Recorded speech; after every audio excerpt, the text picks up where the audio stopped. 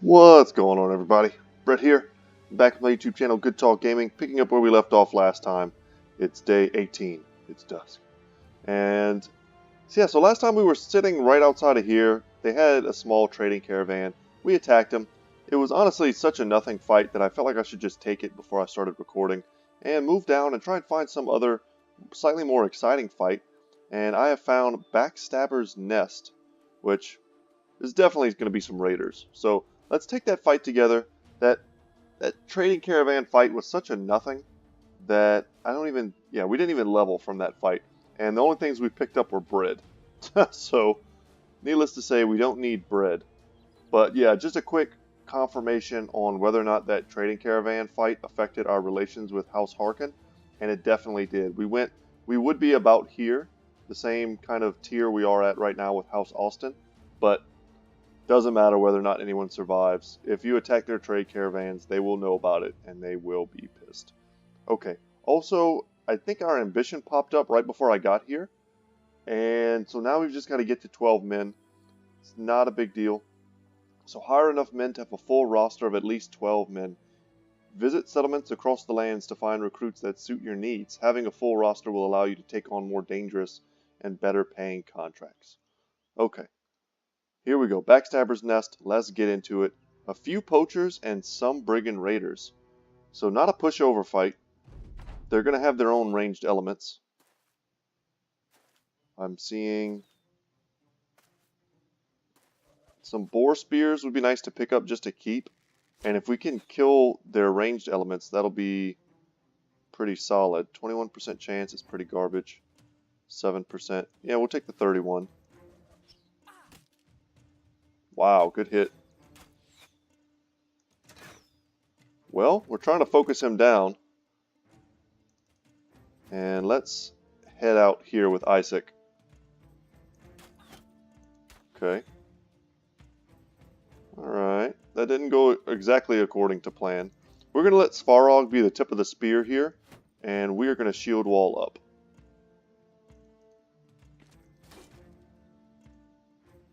Wonton ends up missing. Call that good. And stepping in on him, I realized as I stepped out with Isaac, what I don't want to happen is for this guy to keep me away from the archers. So I'm going to step up. Yeah, we actually managed to rout him, which is great. And we can go ahead and use Adrenaline on Jotnar and get him to smack this dude at the beginning of next turn. Here we're going to shield wall. Call that good. Good, good, good. Yeah, I like our position a lot.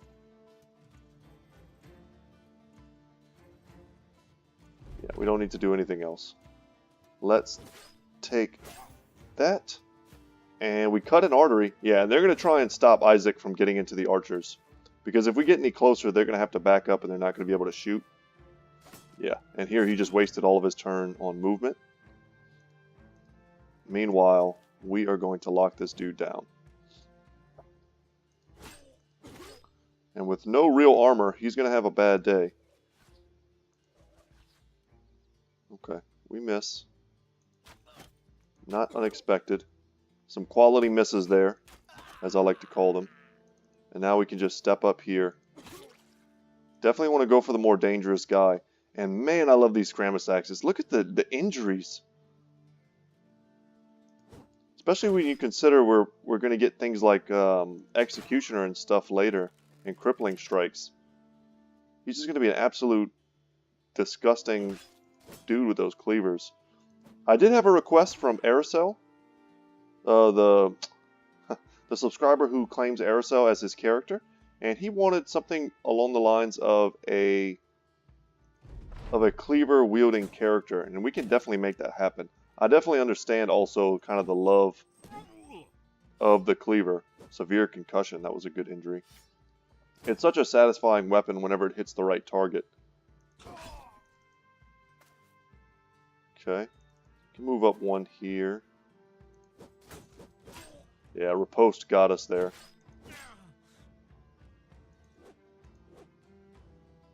And we're whiffing a little bit, but not terribly. Let's go ahead and get this. Step in here for this shot. Nailed it. Can we switch to the Warfork? We cannot. You need at least 4 AP, I think, to switch.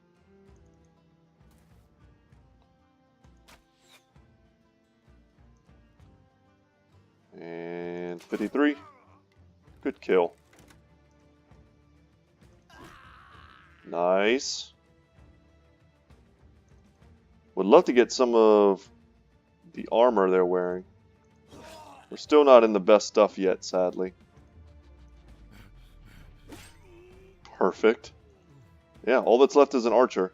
And we'll see what we get.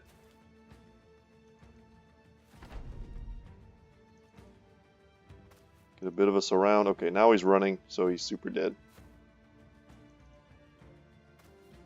This should make it almost guaranteed that Isaac can hit.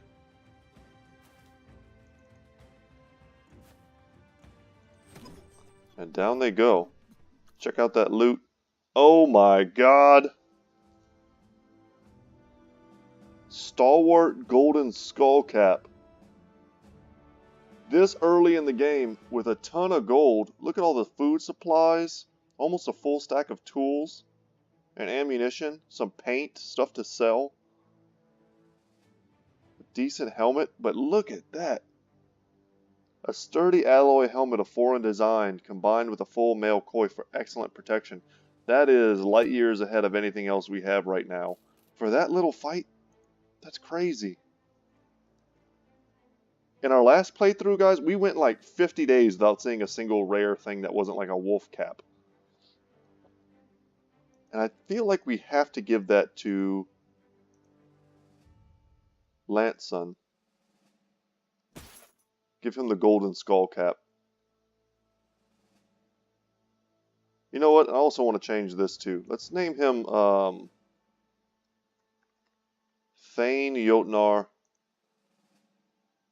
Lanson. We're going to promote him to Thane. He's going to be the Thane of our company. Everyone else is a Jarl. Okay. And now we have 2 helmets to distribute in the front line. Let's give Wonton Fu the best helmet we have. The padded flat top. This is a 110 versus a 105.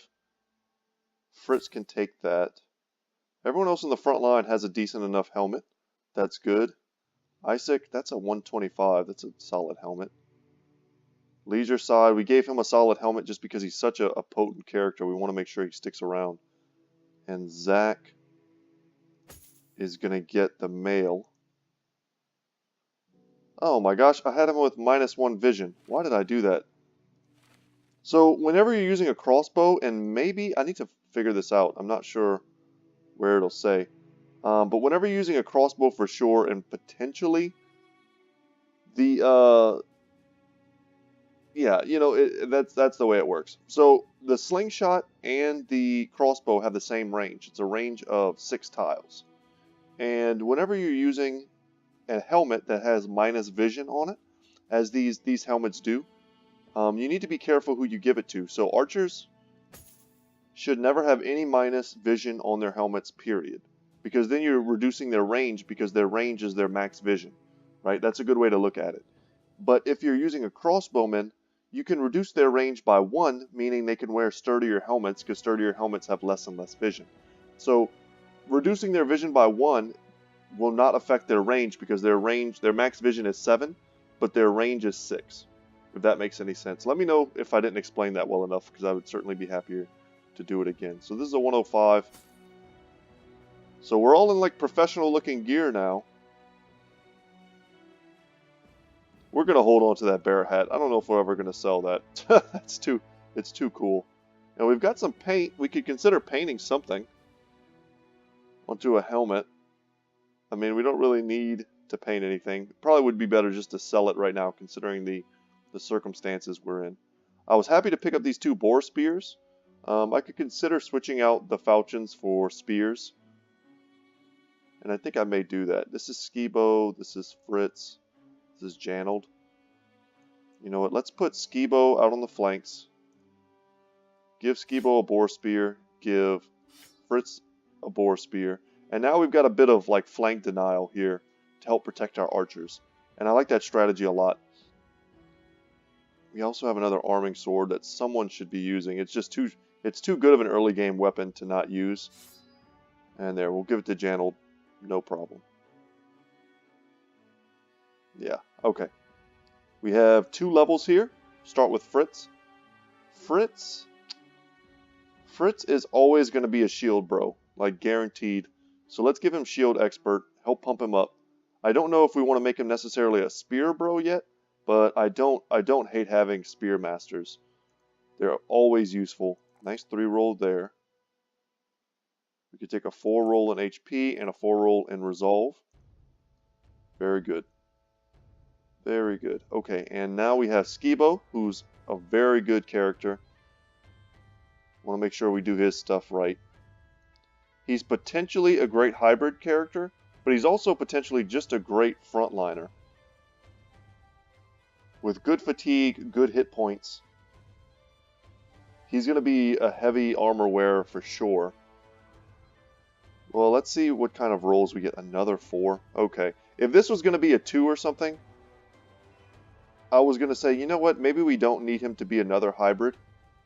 But that is such a good roll. And he's just been getting consistent 4s, so he's been very easy to pump. And we'll take those. Just solid stats. And now we can go into here and give him...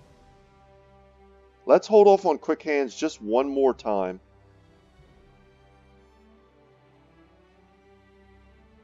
We can consider going crippling strikes, executioner.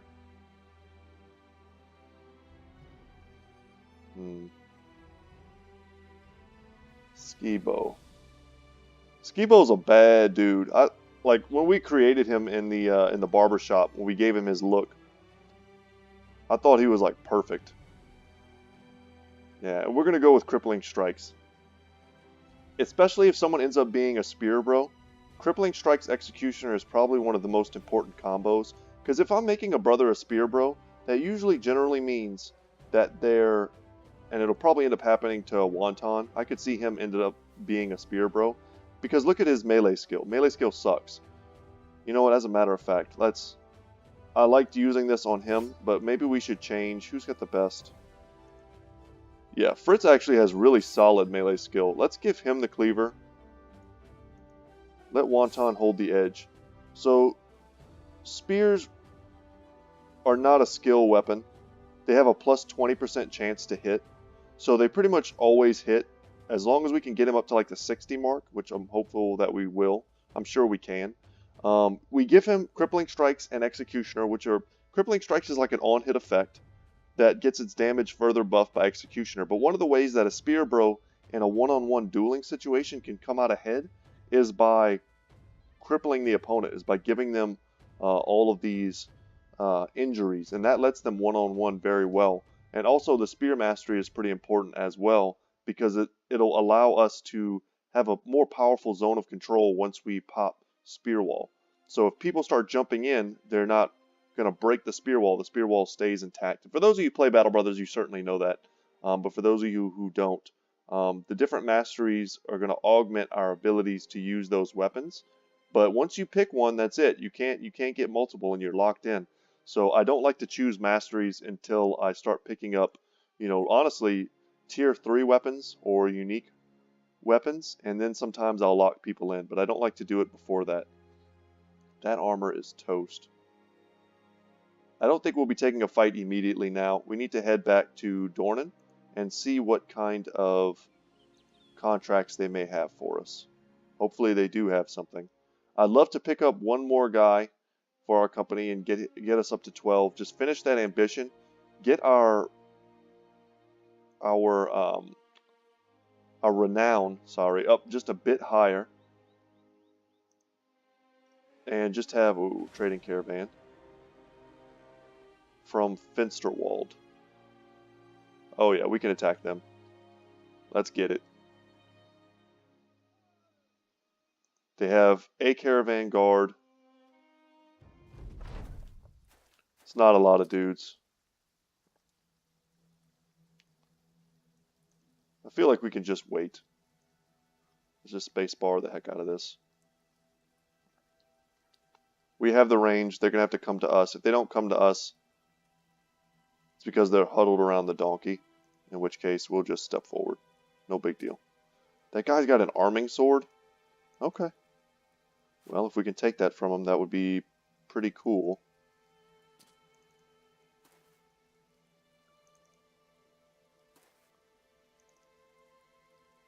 Alright, and the other guy, the last one, comes into view now. Solid. Should not be a tough fight. But if we get an arming sword and something good in here that's not bread, we'll be happy. I am, however, pretty happy that we haven't really had to buy food this playthrough because we've been attacking so many caravans.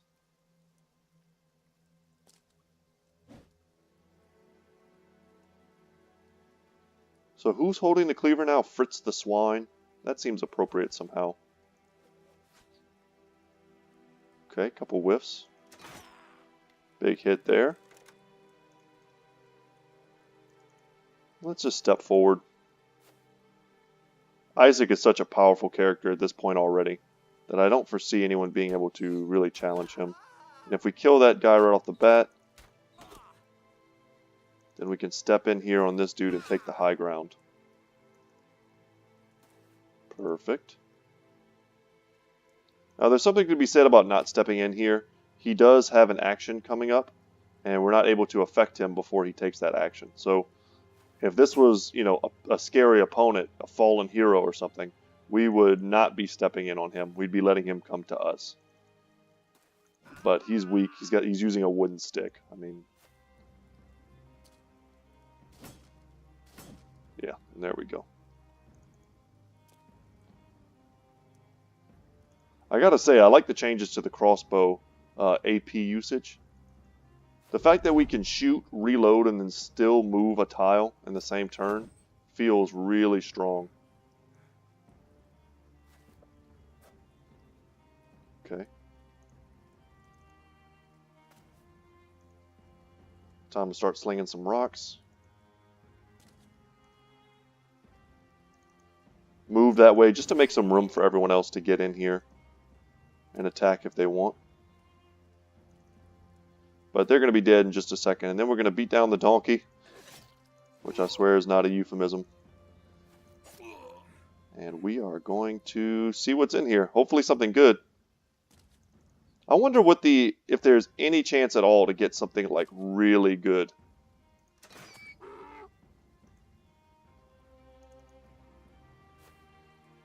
Like, of course there are some trade goods that are more valuable than others, and that's cool. But I wonder if there's any chance of us getting like a weapon shipment type of thing. I don't know. I never really got to play too much as someone who... We're going to run him down. As someone who attacked these caravans, so that was kind of an unknown part of the game to me. And like I've said before, I'm excited to have that be kind of a major part of what we do in this campaign.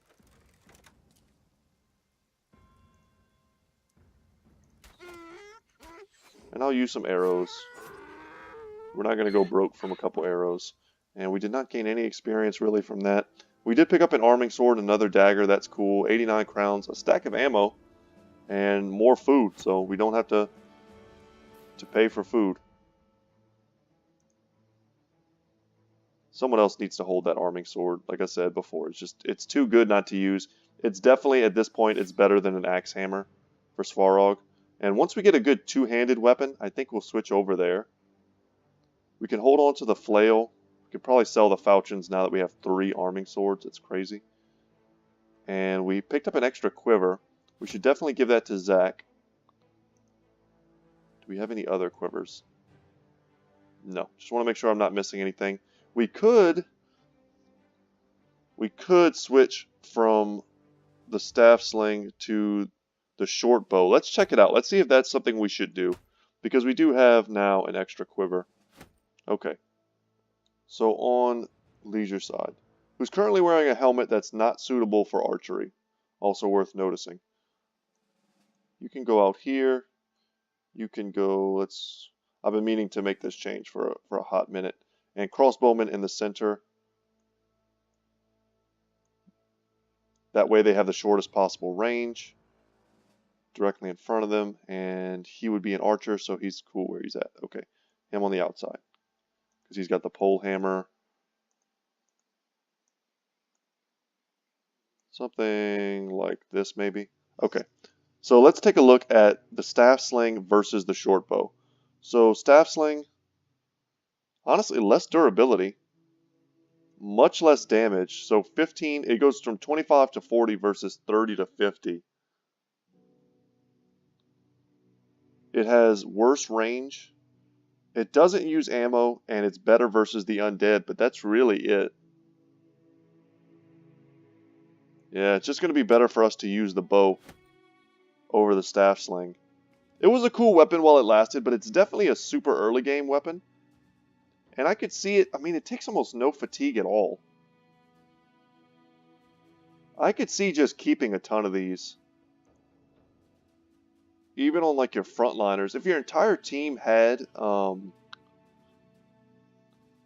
quick hands, you could maybe do like an entire front line of staff slingers, an entire back line of archers or something like that. And then just your opening like 2 salvos, your first 2 turns would be brutal. That wouldn't be good against like a lot of boss fights or really like hard fights, but I could see it working for a while. If it also had like a melee attack component to it, that would be different. Like if you could use the staff part of it to like bonk someone on the head. And also it's worth noting too that the attacks from the staff sling can cause dazed effects, which is not nothing. But I think for our purposes, we would rather have another archer. And if that's the case, we want to make sure he's wearing a helmet that doesn't block his vision. Another contract. Let's check out the hires first. Would still love to get Gerald the Hunter. The Old Guard, Bowyer, Sir Lancel, perhaps a bit expensive.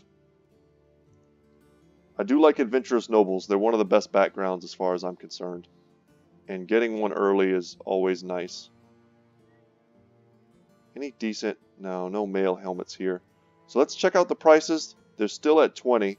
So this is going to be an amazing place for us to sell. Get rid of all the falchions. All the wooden sticks, short swords. Definitely want to sell the silver bowl. Sell.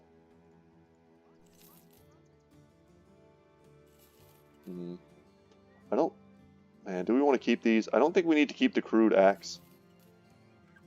I kind of like holding on to the axe hammers for now. Keep the flail, sell the paint. Sell the Guten Tag. As I'm always going to hear it in my head now, thanks to someone in the comments telling me to think of it almost like Guten Tag. It's the Guten Dag. Yeah, we'll sell it. That's 100 crowns. We could use it. Just trying to keep some of our barbarian stuff. Get rid of the strange meat. We don't want to accidentally eat that and have a weird event based on that. And man, I was hoping to get a decent helmet. We're actually sitting at 5,400 crowns right now, which is really great. Let's buy a stack of tools, even though it's ridiculously expensive. Let's check out the contract and make sure it's something we can do. The brigands. Okay. Snuck through the window. They stole this guy's crystal skull. 600 crowns. Not bad. We'll accept the offer, follow the tracks, and get the crystal skull. This shouldn't be a problem, especially if I buy someone beforehand. Not buy someone, if I hire someone. So I'm looking at, I would love to get a Beast Slayer in the company. But for just a bit more, we can get a level 1 Adventurous Noble.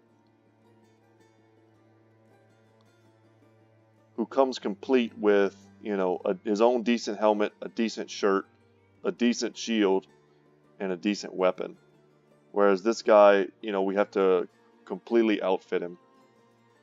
But he will be a few levels ahead, but if he sucks, we'll have spent a lot of money just to get these levels, essentially.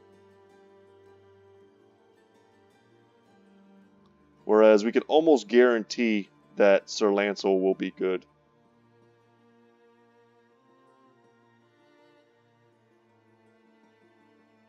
You know what? If I buy Lancel, this is what I'm thinking right now, and this tells you how like far I am into the my ridiculous headcanon in this game. This is Sir Lancel, and then we have Jotnar Lanceson. They could be like bastard brothers. They could be bastard brothers who are offshoots of Lance, the mighty hero from our last playthrough. I like that. I like that a little too much, I think. One grew up in the courts and became a noble, and the other grew up struggling in the barbarian, like, great waste of the north. I like that so much. The story kind of writes itself. I gotta do it now. So let's read it. A minor noble, Sir Lance's life at court was not exciting enough for him, with endless studying of court etiquette and family lineage. Wearing the family crest proudly, Sir Lancel rode out to make a name for himself and live life to its fullest as he imagined it from behind the castle walls. I feel like Lance Dragon Pounder would have gotten around. Almost like the Lando, if you're like a Star Wars fan. Kind of like the Lando of of the Battle Brothers universe. Let's get him. He's going to be expensive. He's going to drain our resources. But he will be powerful. Cross your fingers for no crappy traits or perks. Or traits. Boom, big investment. But we did it. We pulled the trigger. And he's got Swift, +5 range defense. That's cool. And he's an optimist. +5 resolve at positive morale checks. Bad moods fade away faster. That's awesome. So Swift. This character is naturally swift and agile and has an easier time dodging incoming projectiles. He also, to kind of go with that, has 2 stars in range defense. 1 star in fatigue, 1 star in hit points is not great. It's not great. It's not the best. But he is a strong character. And let's put him next to Jotnar. They're going to be brothers fighting side by side. And yeah, I think we're just good on that. Skibo for the moment. He needs to have his stuff repaired. We can do that. We can just go very wide in the front line until Skibo is good to go.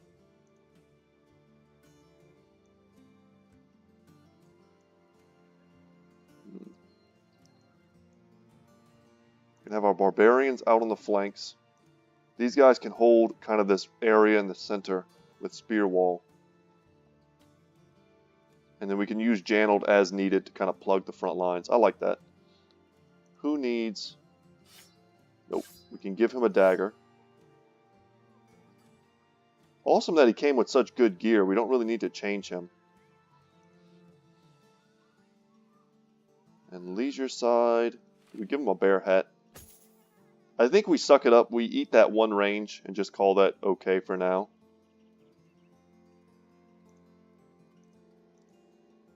Still have the war fork. Just trying to do some cleanup before we go into a difficult battle. Sir Lancel, I like him keeping his good gear just because he has such low HP at the moment. And his fatigue is pretty low from using all of this kind of higher end stuff. But brothers fighting side by side, what's not to love? Janold is level 3. He can handle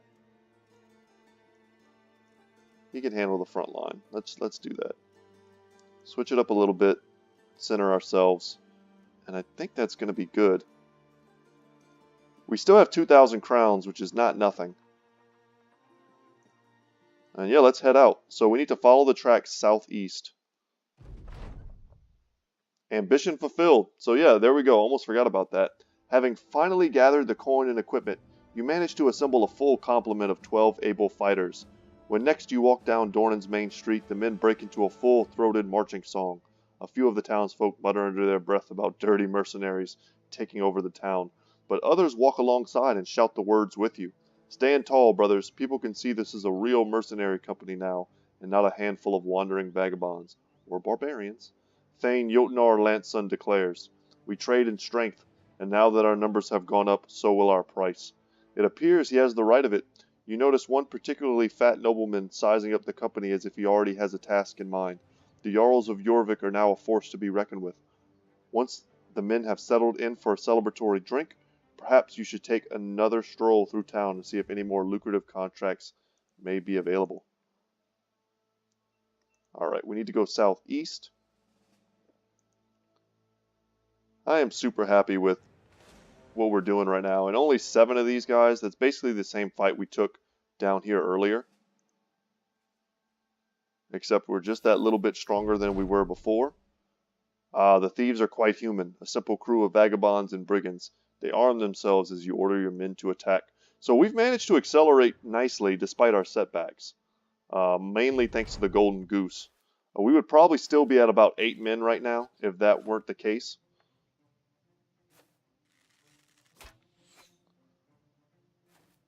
And these dudes are pretty decently armed, that's for sure. We don't want to get hit with this damn hammer. Man, so let's miss both our shots. Now let's step in and try and crush this dude as fast as possible. We're going to use adrenaline here, and I'm tempted to use a dog as well. This is a dangerous weapon, and I think that probably goes without saying if you're just looking at it. There we go. That's what I'm talking about. Let's shield wall here. Spear wall there. Spear wall, shield wall. Yeah, we'll just keep that going. We'll let them come to us. The odds of them being able to hit us, super low. Now we've got a new target in the form of this raider here. Because we certainly do not want to get hit by that pike. And if everyone's shield walling, then the bonuses are just enormous for this stage in the game. And I don't think raiders are going to be able to overcome that. Yeah, we used adrenaline, but we also were able to step back. We didn't know whether or not we were going to be able to kill this guy, so I wanted to make sure we would have the first shot. I gotta say, I'm liking adrenaline so far. I think it's going to come in pretty big for us later. Okay. He gets his one swing in. And we're going to take an aim shot at this poacher. He's using shield wall, but he stands alone. It's not exactly a wall when there's only one guy. And that's going to free up Svarog to just jump out if he wants.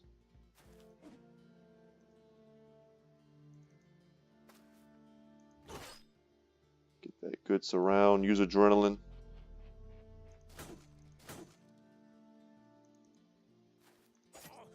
And there we go. He's done. Stepping in on the pikeman makes it so that all of his targets, except for Jotnar, are going to be really hard for him to hit. Pikes have trouble hitting anyone that's only one space away from them. We don't want to step up here with Eugene because that'll give him a much better target to hit. Just kind of understanding how the AI works. If we stepped up here with Eugene, this dude would almost definitely deck him, and that's not what we want to happen. If someone's going to take a hard hit, we want it to be Jotnar. He's got decent armor. He has a ridiculous helmet.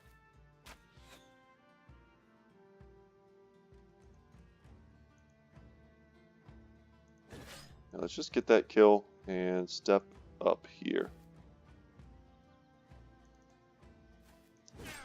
We have left our backline somewhat vulnerable, and you see there, it's exactly who he goes for, Thane. The AI understands the game pretty well. Missed our aim shot. It's okay. 17 is not a good chance, but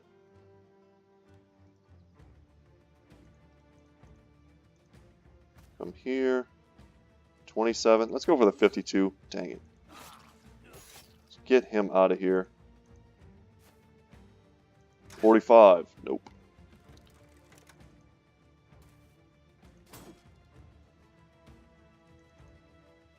Okay, now we've got him locked down. Use adrenaline.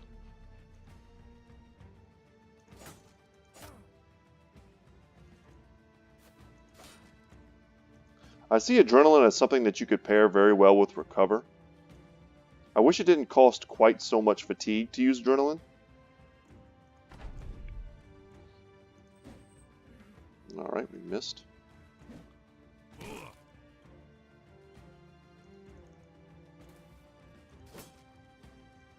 So I'm a little bit worried here for Skibo. He's took some pretty serious damage on his armor. But luckily he did not target.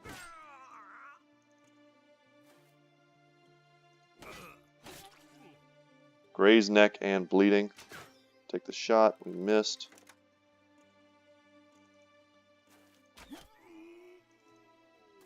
Okay. Good hits. And yeah, this fight is over.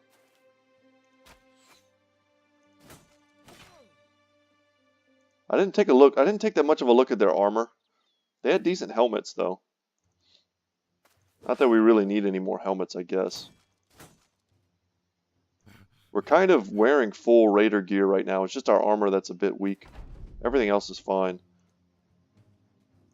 And we're still using tier 1 weapons. That's also, well, not tier 1 weapons. Tier 1 ranged weapons. Our bows and crossbows are pretty low quality. I'm happy to get another Rusty Mail Coif. Even a Morning Star is a pretty nice weapon as well. And another leather lamellar armor is decent. So yeah, not a bad pickup. And of course the hand axe.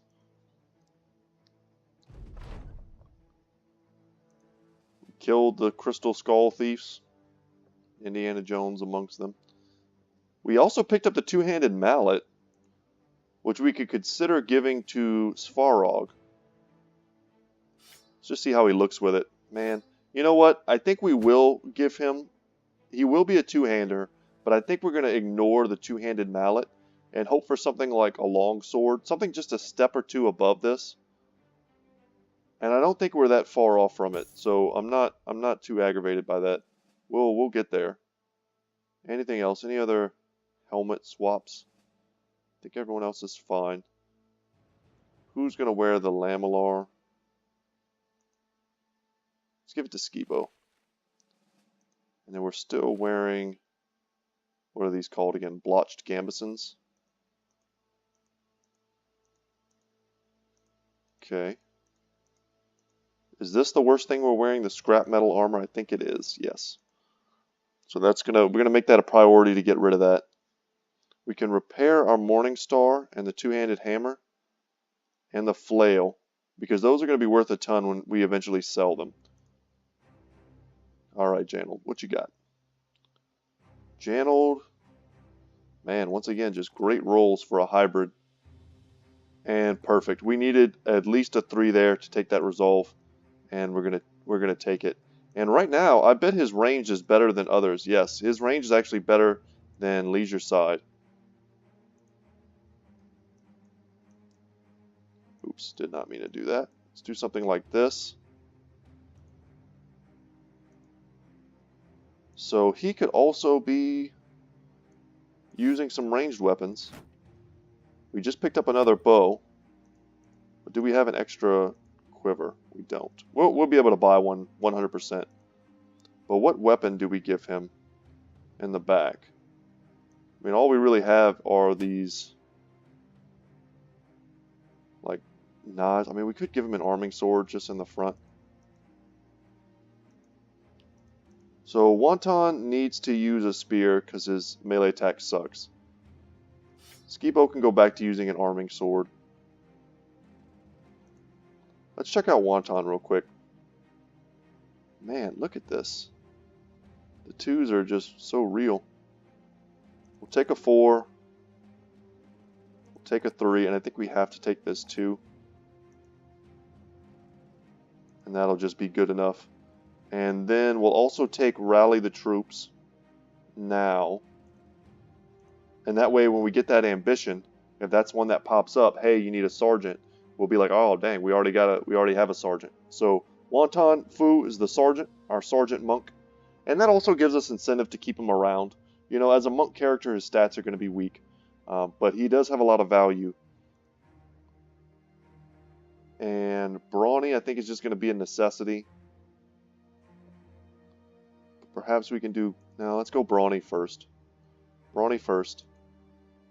Because it's a guaranteed trait that we want. Eugene is kind of the same thing.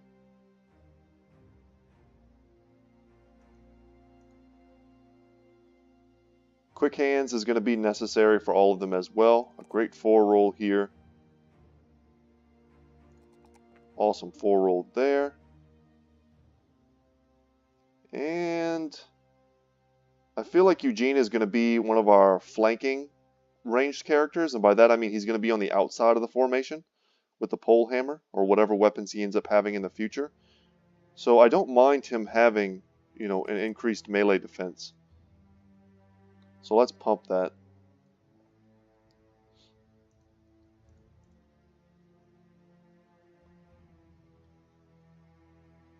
It's 15 chance to hit.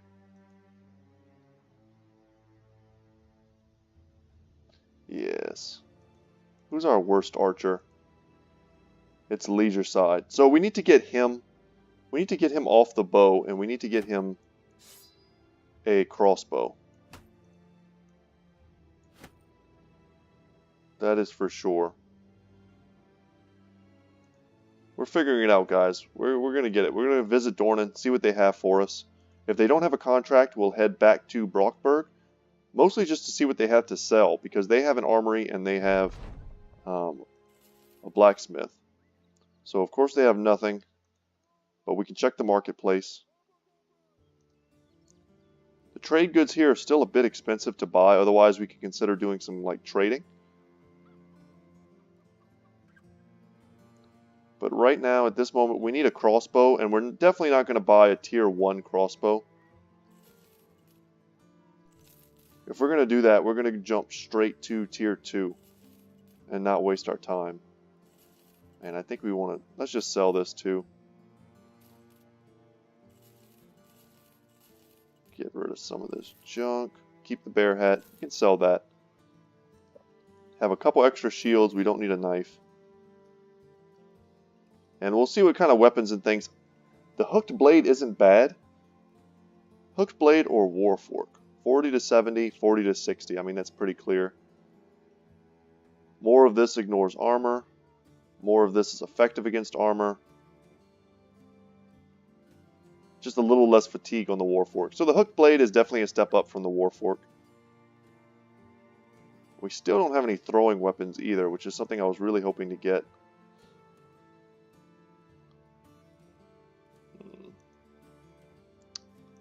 Check the Fletcher. Maybe they have good prices on... No, they do not.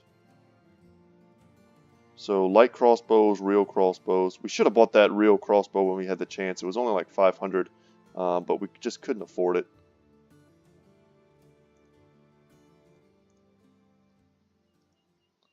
So let's head over to Brookburg. I don't think we can get quests from there yet. Peasants from where? Elkshorn. Where's that? You are not fair game, sir. Be on your way. And I think we may be strong enough to come over here and fight some zombies. We don't know exactly what's in there. We can always save the game before we head in. Last thing I want to do is get into a fight with like 23 zombies and geists and necromancers and stuff and just get wrecked at this point in the game. That would feel pretty bad. Some retired soldiers. Yeah, still a lot of the same characters. Don't need any of those guys. How are the prices on dogs? Still great if we wanted to pick up more of those. The marketplace. What do we have? So a super cheap crossbow. I'm also seeing another pole hammer that's not so cheap, but a bill hook. An early bill hook at this price. We almost have to take that. And we definitely have to take these tools. Let's not get too ahead of ourselves. We have to take those tools.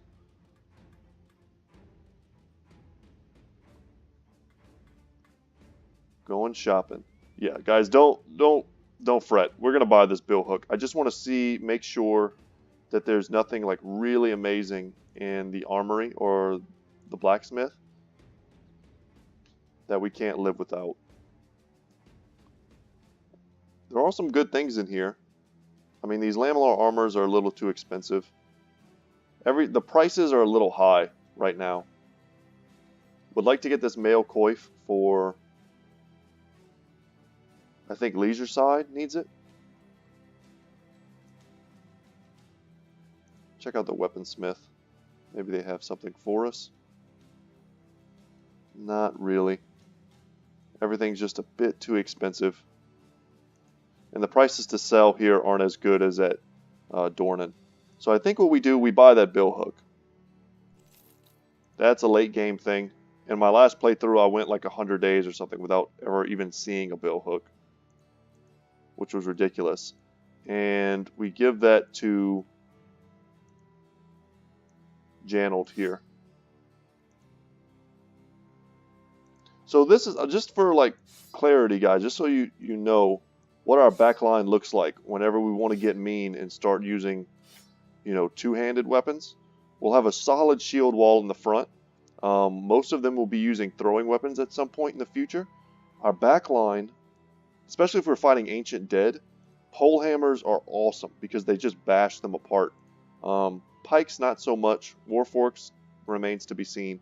But these are all pretty nasty weapons that we're going to be able to use at some point. And right now, they're honestly better than the ranged weapons we're using.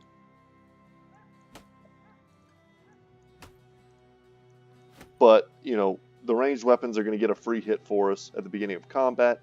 But once we have quick hands, we'll be probably relying more on our melee weapons than on our ranged weapons for sure.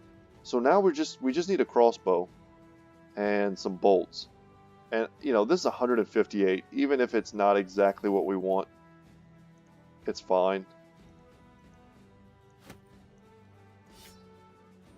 That was a very small investment just to make sure we had another crossbow. Crossbow's kind of in the center. And is everyone good? Am I missing anything? I don't think so. Now that he's got a crossbow, he can have the better helmet again. And then he can take the coif. That'll work. Alright, good. So I'm sitting at a pretty decent stack of gold. We don't need food. We bought all the tools we could. Ammo's a little tight, but I mean, we're fine. You know, let's buy one stack of ammunition. And I'm tempted to buy a bunch of war dogs, but we don't need to do that. Let's head over into the Grim Tombs, and that'll be our final fight for today. I was hoping to get an ambition.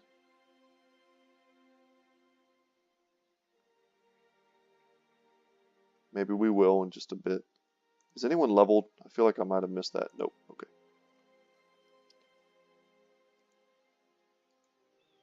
There's some footprints over this way. Alright. We need to spread word of the company. Let us visit every settlement. This is going to be hard for us to do because every settlement hates us. So we can't do that. So the only one we can take is this one, which is going to take our crowns, which we need. Okay. Actually, I'm going to save the game right now, guys. And I'm saving the game not because of the fight. I'm saving the game because they're going to take our crowns. And it could put us in kind of a weird bankruptcy situation. So let's get into this fight. It's only 10? Oh, man. Well, let's see what we got.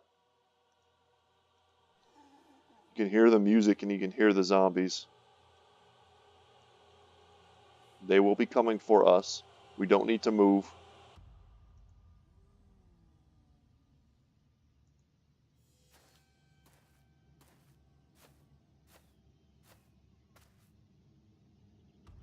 Okay.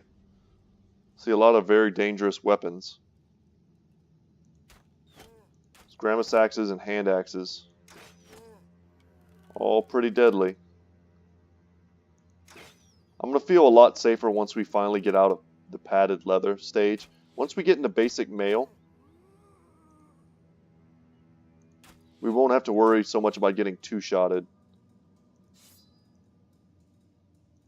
No, we just pass, pass, pass. There's 3 something out there, and I think it's Geists. Geists, their MO is they always wait for the front line to engage before they move.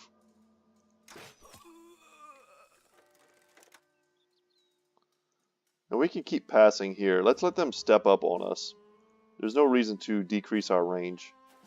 They're going to move in close. We're going to get better shots. They're trying to overload Svarog, but he's one of our better armored guys. And man, having our battle standard already here would be pretty sweet.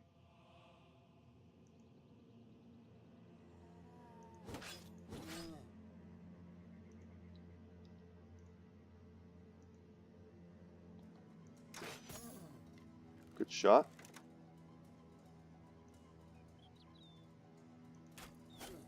$52, not bad. 54.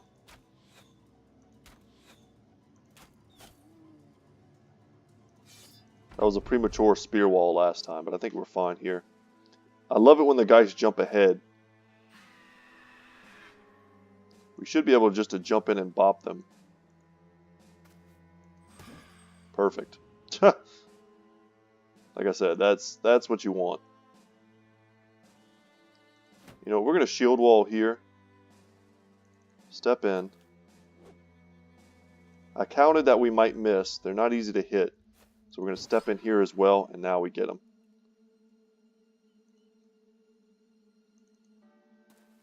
We can lock this dude down. Shield wall attack.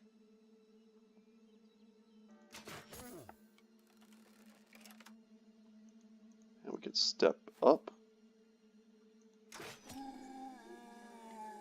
Good kill, step up. If we can clear this one out of the way, we'll have a better line of sight to the other Geists. We shield walled here with Skibo and Svarog, just because I don't like how vulnerable he is, kind of out on the flanks there.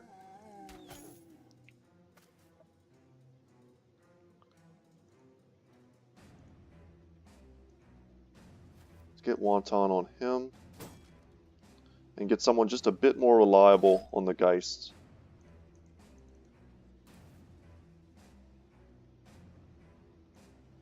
Don't need to use Adrenaline versus the Undead. We're always going to be faster than them. Yeah, went for the scare on Svarog and managed to land it. Quite the insult. Now, if you're near a Geist, you could definitely use Adrenaline because they are super fast. And there they go. All gone. Leisure side, pole hammer time. And we do have Wonton Fu. He has rallied the troops. We could try and bring him back. But he's just a little bit out of position here. It's up to 4 tiles away, which he is barely inside of. So there we go. We rallied him. But we need to put, if you're going to have a sergeant or a bannerman, you want to have them more centralized in your group. So that way the area of effect will be more likely to hit your brothers if you need it to.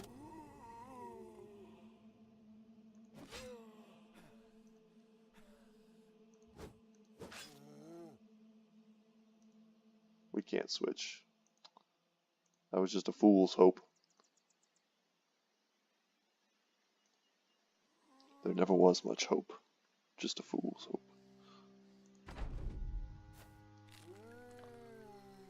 I don't know about you guys, but I've got all the Lord of the Rings movies, extended edition, Blu-ray.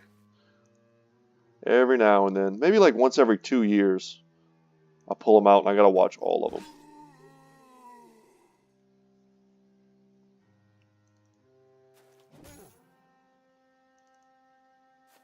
It's almost like watching 2 completely different movies. They really are that much better.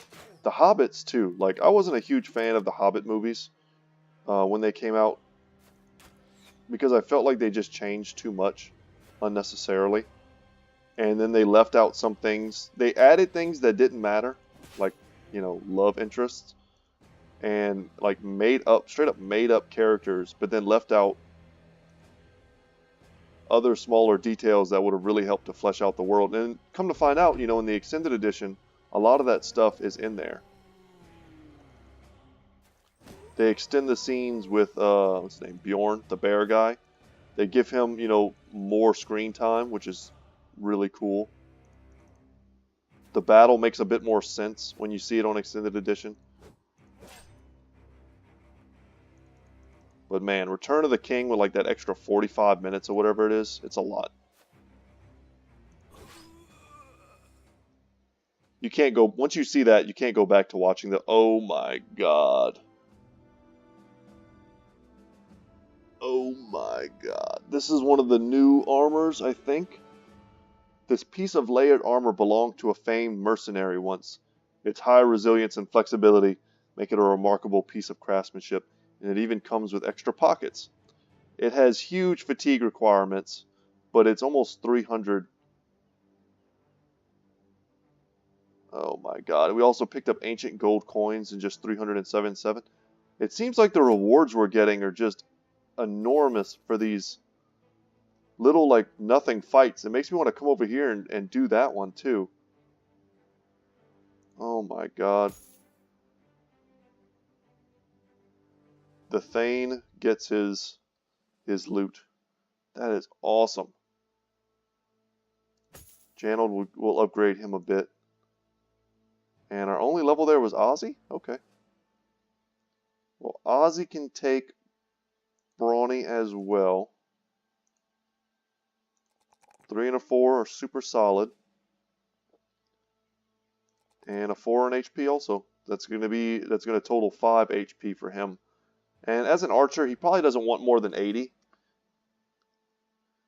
But as opposed to my last playthrough where I used my hybrid characters, they were really, at the end of the day, they were mostly just archers and ranged characters who had the potential to be deadly with their melee weapons, but they weren't very tanky, was the thing.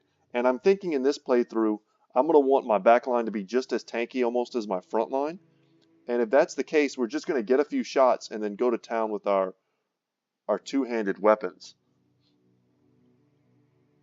The difference will be some of these dudes in the back will be, you know, bowmasters or crossbow masters, whereas some of them will be polearm masters.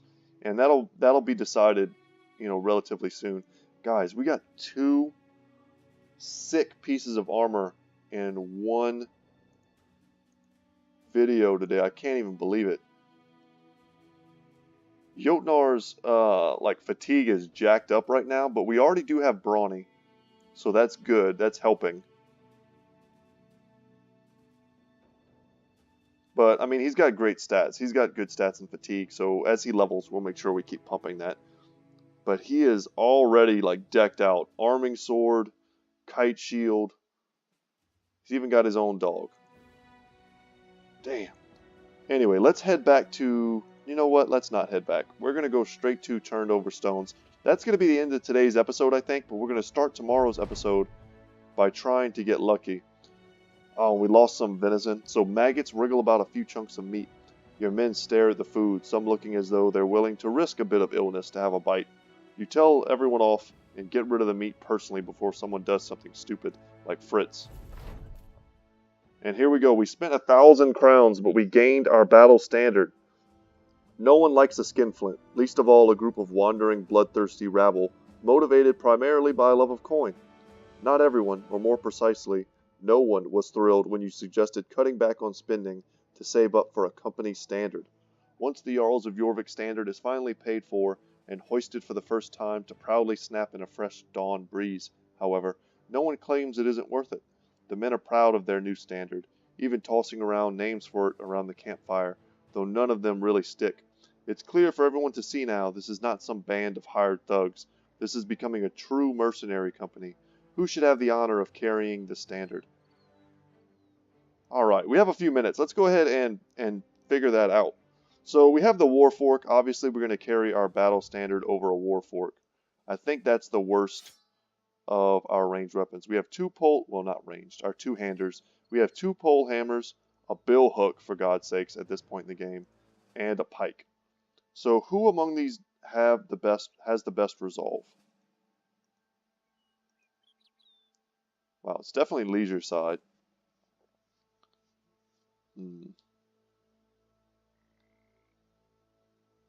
It is definitely leisure side. Anyone have stars in resolve? No. Okay, you should move here. Be closer to the action.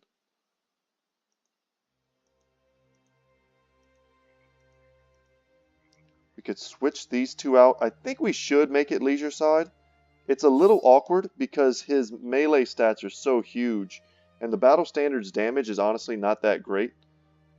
It's about, I think it's the same strength as a pike. No, it's not even as good as a pike. It's the same strength as a hooked blade, I think. So 50 to 70 versus, 60 to 80. Let's check it out. Yeah, it looks pretty awesome. So what this does is, and let's go ahead and read it for those of you who've never seen this before. Allies at a range of 4 tiles or less receive 10% of the resolve of the character holding the standard as a bonus, up to a maximum of the standard bearer's resolve. So what this means is we're going to have to forego pumping some of our stats to give him more resolve, which is not a huge deal because honestly his stats are already, they're predestined to be huge. What we can do is take all the best rolls we get here, kind of ignore range defense, I think, unless we get like a 5 or a 6 or something crazy. Get him a bit more HP. Don't ignore fatigue, but we're going to have to pump resolve whenever we get 3s. And I feel like his stats are already just a bit crowded for that. So it's making me want to look at someone more like Ozzy. But Ozzy is a dedicated archer. This guy is going to be an archer. At the end of the day, I mean, man, I don't know. He also has huge HP. We want to find someone who's not like purely a dedicated archer.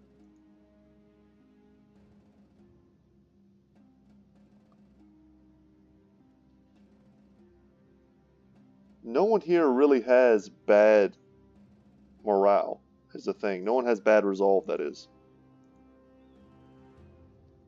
Could be Eugene. But with 2 stars and range skill, I expect him to be a really formidable archer that we don't want to switch out. It could just be Zach.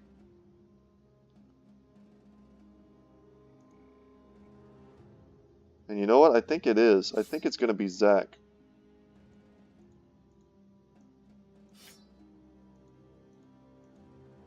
And I don't hate it. I do not hate it. Wait, where did all my ranged weapons go? Sorry guys, getting a little befuddled here right at the end. Did something get switched around? There it is, the pole hammer is what I was looking for. Pole hammer here, pike there.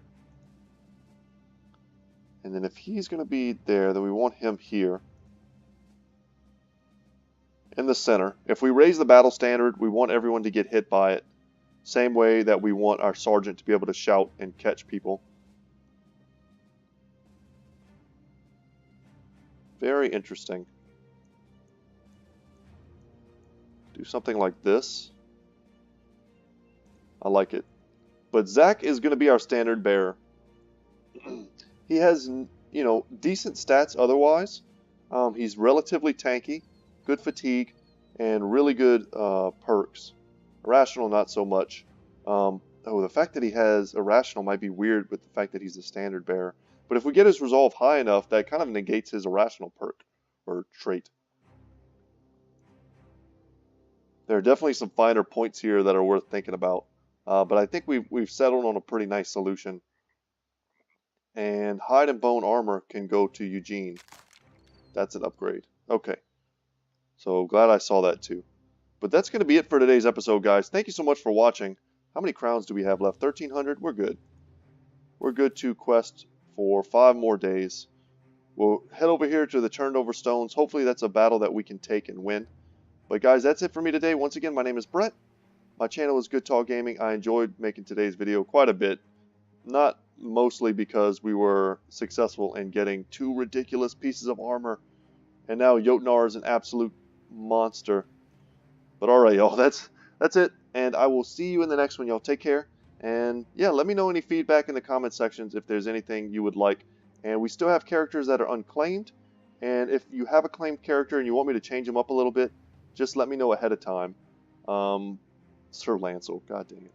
Let me know if you got a title for Sir Lancel as well. Alright, y'all. Later.